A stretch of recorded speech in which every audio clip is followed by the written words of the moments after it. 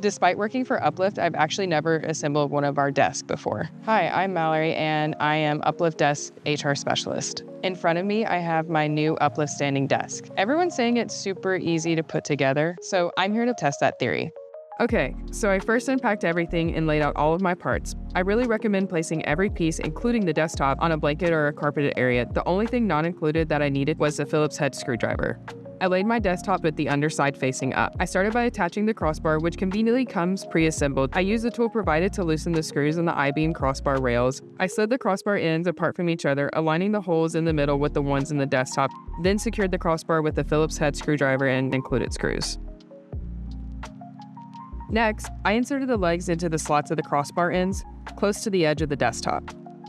Side brackets were next. I easily slid them in and secured the pre-installed screws to the frame with the included tool. You definitely want to make sure these screws are really tight. Then I attached the side brackets to the desk with my screwdriver. After centering the I-beam crossbar rails using the indicator marks, I tightened the screws back down on the rail with the included tool. Next up were the feet, which was super easy. The screws were already there. I just had to attach the feet and securely tighten the screws with the included tool. Super quick. After that, I picked the side that I'd like my keypad on. I'm a righty, so I chose my dominant side. Using my screwdriver, I attached the keypad to the desktop and routed the cable with the included keypad cable channel. Cable time. Luckily, the UPLIFT V3 standing desk is designed for fast, easy assembly. There was a really easy to follow illustrated guide in the included instructions. Basically just connect the nearest leg, the power cable, and the keypad to the control box, then connect the furthest leg to the leg extension cable. The holes in the crossbar were also great to thread my keypad cable through. This was also where I attached my brackets for my flex mount cable manager.